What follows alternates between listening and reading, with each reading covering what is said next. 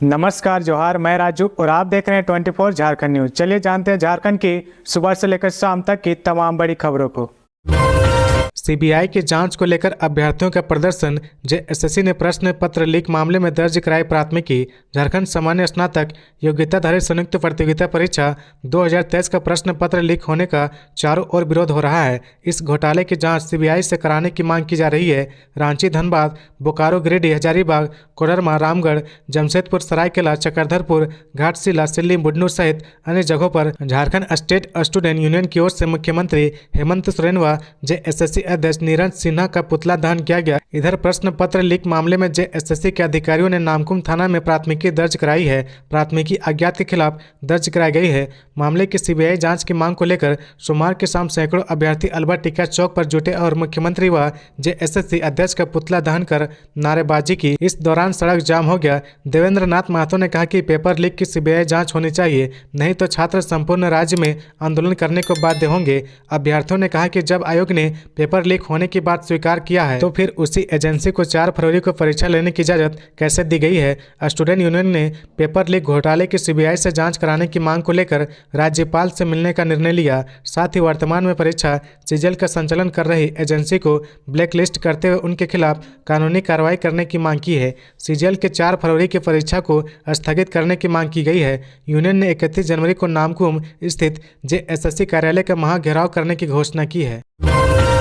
झारखंड में बदलेगा मौसम का मिजाज, 2 दिन तक इन इलाकों में हो सकती है बारिश। कई जिलों में झारखंड के मौसम का मिजाज 31 जनवरी से बदल सकता है। बादल छाए रहने के साथ साथ ही कहीं कहीं हल्की बारिश भी हो सकती है। 1 फरवरी तक मौसम का मिजाज बदला रहेगा। मौसम केंद्र के प्रभारी अभिषेक आनंद के अनुसार 31 जनवरी से बदलाव रहेगा। उत्तर भारत में पश्चिमी विक्षोभ बन रहा है। जेट स्ट्रीम का असर मिल रहा है। इससे राज्य के कई हिस्सों में बारिश हो सकती है।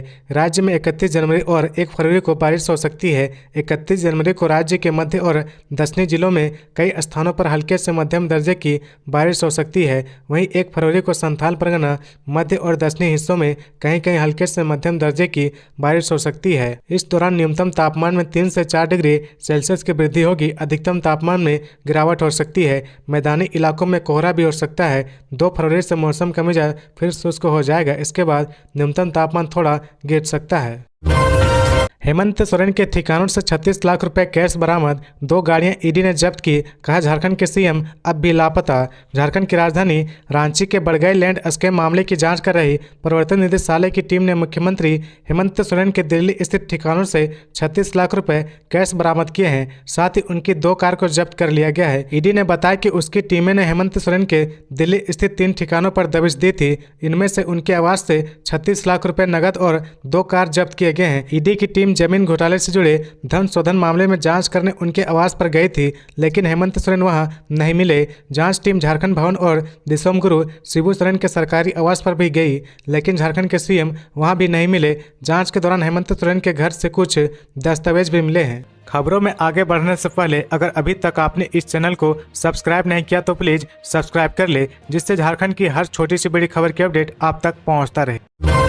झारखंड में सीडीपीओ के पद पर निकली वैकेंसी। आवेदन करने की यह है आखिरी तारीख। सरकारी नौकरी की तलाश कर रहे युवाओं के लिए काम की खबर है।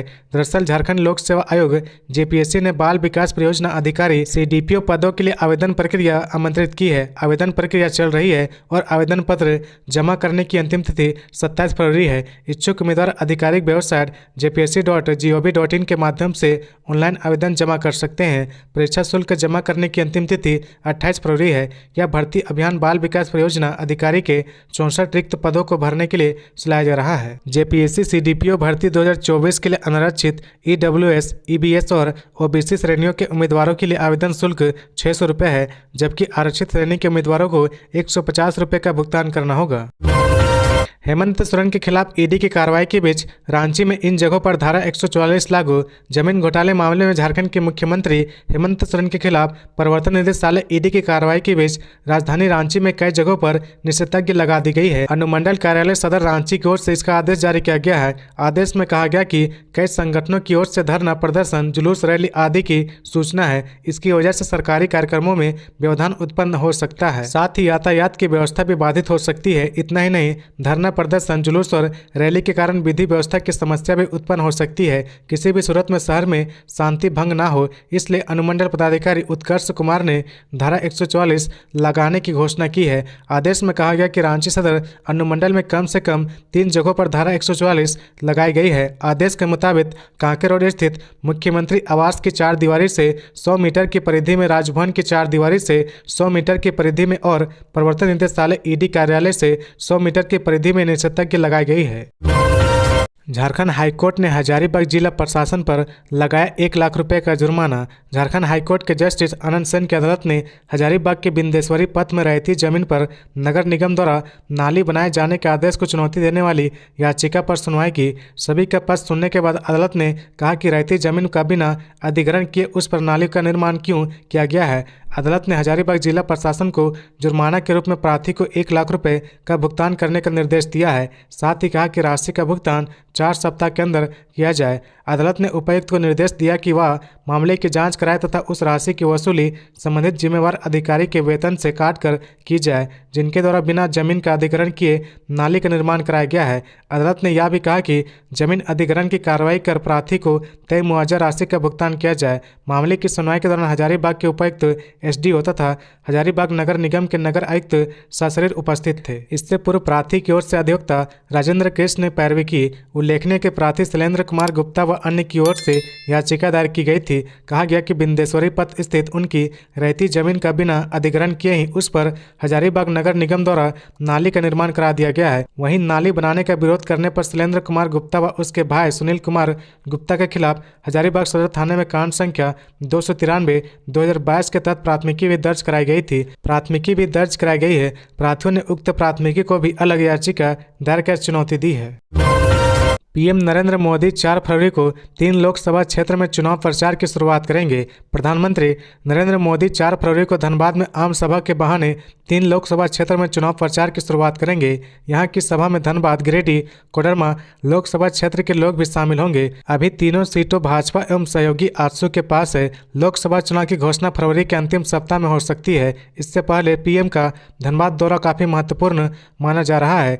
भाजपा ने राजनीति के तहत धनबाद को पीएम की सभा के लिए चुना है। यहाँ 4 राजस्व जिला के लोगों का जुटान होगा। खासकर भाजपा के प्रदेश से लेकर मंडल स्तर तक के पदाधिकारी को यहाँ रहना है। कार्यक्रम को लेकर धनबाद, गिरिडीह एवं कोडरमा लोकसभा सीट से भाजपा के संभावित दावेदारों ने अपनी तैयारी तेज कर दी है।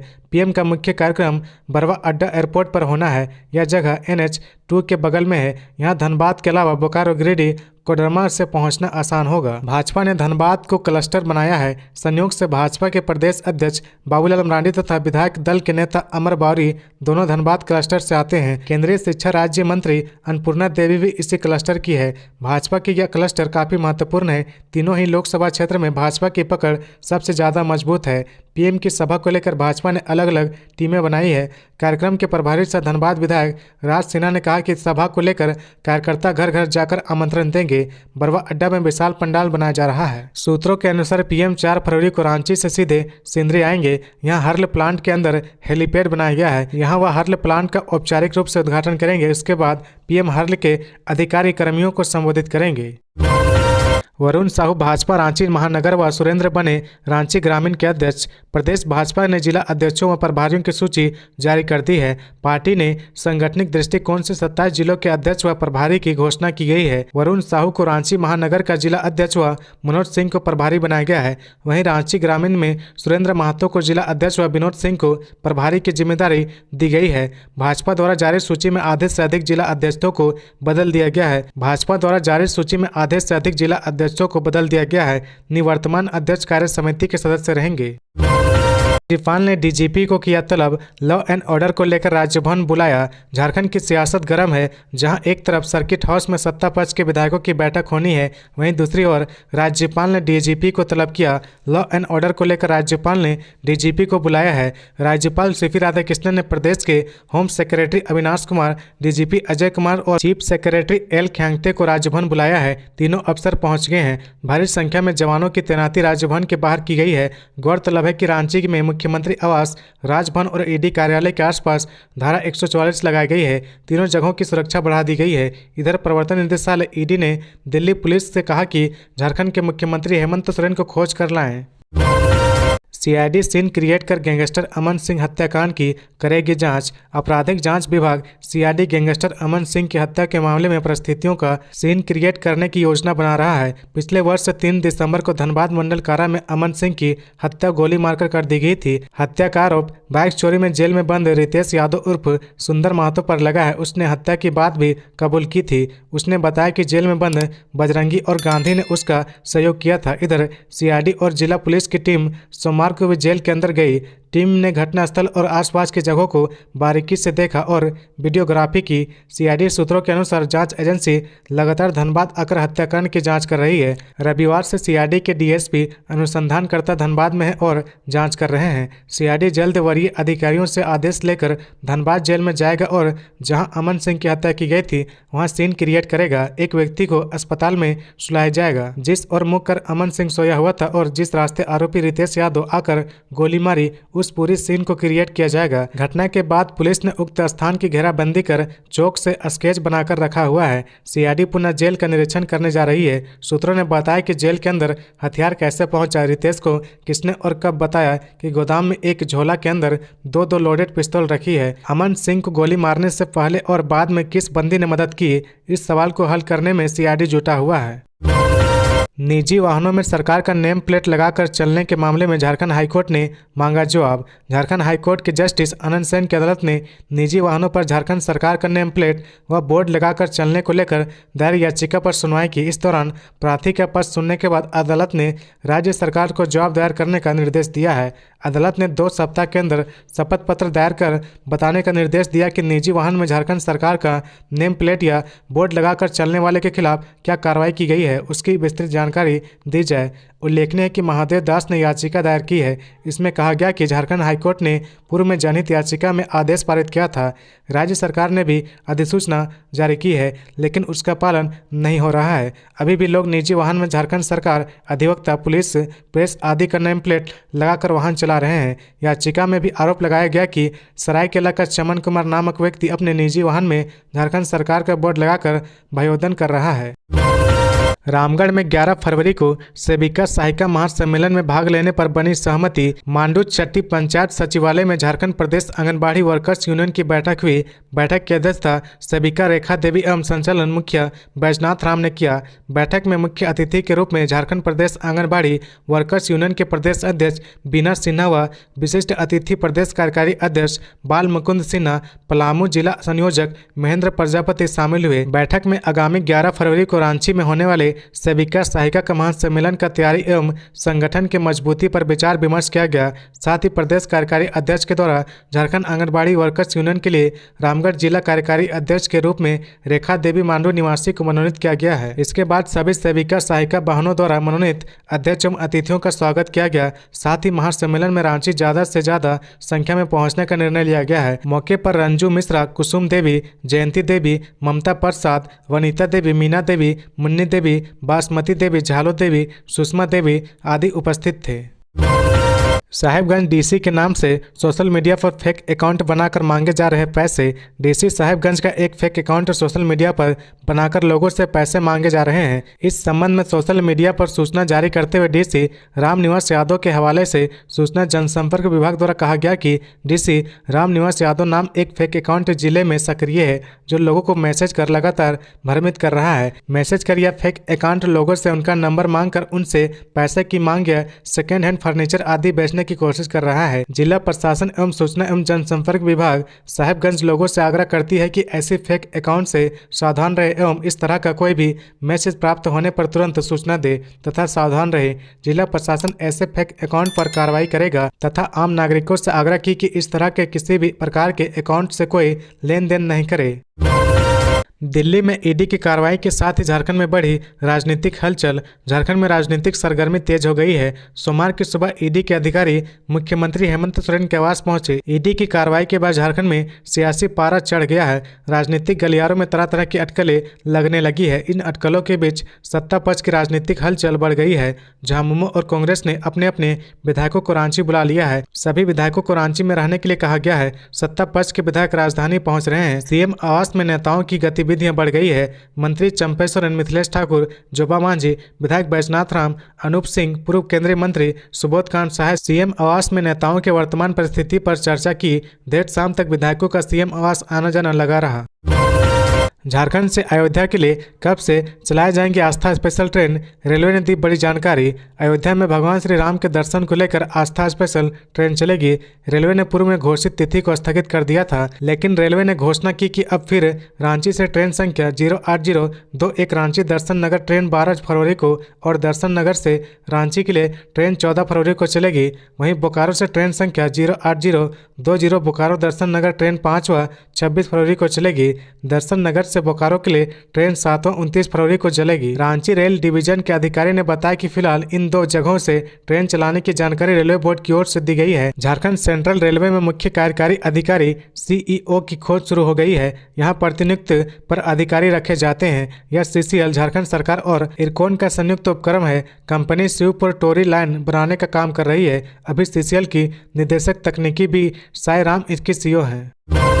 सीएम हेमंत सोरेन को खोजने वाले को 11,000 रुपये का इनाम, बाबूलाल मरांडी का ऐलान। झारखंड बीजेपी के प्रदेश अध्यक्ष बाबूलाल मरांडी ने एक ऐलान किया है। बाबूलाल ने कहा कि मुख्यमंत्री हेमंत सोरेन को जो भी ढूंढ कर लाएगा उसे 11,000 रुपये का इनाम देंगे। बाबूलाल ने ट्वीट कर लिखा कि तलाश है झारखंड की गुमशुदा मुख्यमंत्री की। जिन किसी भी सज्जन को यह व्यक्ति दिखे तो दिए गए पते पर तुरंत सूचित करे। सही जानकारी देने वाले को 11,000 रुपये नगद राशि दी जाएगी। इसके साथ ही उन्होंने एक पोस्टर भी साझा की है। गौरतलब है कि झारखंड के मुख्यमंत्री हेमंत सोरेन बीते 30 घंटे से कहां हैं, इसकी जानकारी किसी को नहीं है। इधर हेमंत सोरेन के दिल्ली आवास से ईडी ने 36 लाख रुपए कैश बरामद किए हैं। 2 कार भी जब्त हुए हैं। मुख्यमंत्री हेमंत सोरेन के दिल्ली स्थित आवास पर सोमवार को ईडी ने अगले सुबह दबिश दी। मीडिया रिपोर्ट्स की माने तो वहां से ईडी को 36 लाख रुपए कैश मिले हैं। इसके साथ ईडी ने आवास के बाहर खड़े BMW कार को सीज कर लिया है। कहा जा रहा है कि दिल्ली में ईडी की कार्रवाई में हेमंत सोरेन के आवास से कई अहम दस्तावेज बरामद हुए हैं।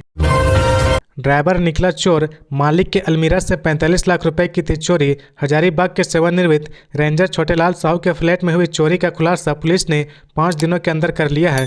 चोरी के आरोपी को नगद रुपए के साथ गिरफ्तार किया गया है। फ्लैट से 45 लाख रुपए की नगद चोरी रेंजर के निजी ड्राइवर एजाज अंसारी ने की थी। चोरी की गई राशि 44,85,000 रुपए के साथ एजाज अंसारी को सदर पुलिस ने रांची से गिरफ्तार किया है। मालूम हो कि SBI मुख्य शाखा के समीप रामेश्वरम प्लाजा फ्लैट नंबर 304 से सेवानिवृत्त रेंजर के फ्लैट से 45 लाख रुपए की चोरी हुई थी। घटना की जानकारी रेंजर को 23 जनवरी 2024 को हुई, जब भुक्तभोगी रेंजर अपने फ्लैट पहुंचा। फ्लैट का दरवाजा खुला पाया। अंदर जाने पर अलमीरा का लॉक खुला हुआ था, उसमें रखी राशि नहीं थी। रेंजर ने इस संबंध में 23 जनवरी को सदर थाने में प्राथमिकी दर्ज कराया था। घटना को अंजाम देने वाले चालक एजाज अंसारी ने फ्लैट के दरवाजे का ताला तोड़कर अंदर घुसा था। उसने अलमीरा का लॉक खोलकर बैग में रखे 45 लाख रुपए का चुरा लिया था। भाग हेमंत भाग का खेल कब तक चलेगा? बीजेपी का सीएम के दूसरे दिन लापता रहने पर तंज कसा। भाजपा ने मुख्यमंत्री के दूसरे दिन भी लापता रहने पर तंज कसा है। प्रदेश प्रवक्ता प्रतुल सहदेव ने कहा कि भाग हेमंत भाग का खेल कब तक चलेगा। प्रतुल ने कहा कि देश के इतिहास में यह पहली बार हुआ है जब कोई मुख्यमंत्री 2 दिनों से फरार हो। इसके साथ ही प्रतुल ने राज्यपाल से मांग की कि वह अविलंब मुख्यमंत्री को सामने आने का आदेश दे और राज्य के मुख्य सचिव और DGP से उनकी सलामती सुनिश्चित करे। मुख्यमंत्री एक आपराधिक मामले में 2 दिन से फरार है और यह राज्य में बहुत गलत नजीर पेश हुआ है। गौरतलब है कि झारखंड की सियासी सोमवार को काफी गर्म रही। सोमवार को हेमंत सोरेन के दिल्ली स्थित आवास पर ईडी की 15 घंटे तक कार्रवाई चली। इस बीच सीएम कहां है, इसकी जानकारी किसी को नहीं मिली। हालांकि झामुमो ने प्रेस कॉन्फ्रेंस कर इस बात की पुष्टि की थी कि सीएम दिल्ली में है और लगातार उन लोगों से संपर्क में है। पलामू में पंडित धीरेन्द्र शास्त्री के कार्यक्रम का रास्ता साफ। झारखंड हाईकोर्ट ने उपायुक्त का आदेश किया निरस्त। झारखंड हाईकोर्ट के जस्टिस आनंद सेन की अदालत ने पलामू में 10 से 15 फरवरी को बाबा बागेश्वर धाम सरकार के पीठाधीश पंडित धीरेन्द्र कृष्ण शास्त्री के प्रस्तावित कार्यक्रम की अनुमति को लेकर दायर याचिका पर सुनवाई की। मामले की सुनवाई के दौरान अदालत ने प्रांतीय व राज्य सरकार का पक्ष सुना।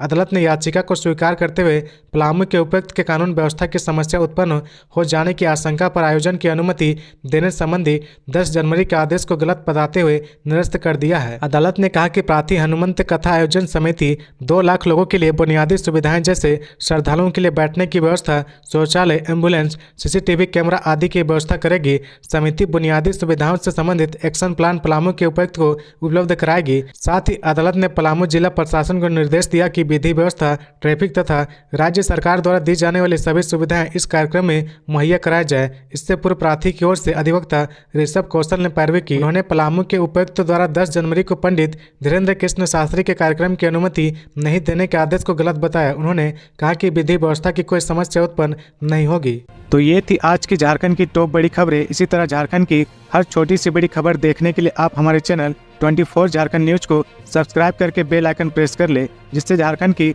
हर छोटी सी बड़ी खबर की अपडेट आप तक पहुंचता रहे। तो आज के लिए बस इतना ही। हमें दीजिए इजाजत, फिर मिलते हैं नेक्स्ट न्यूज में।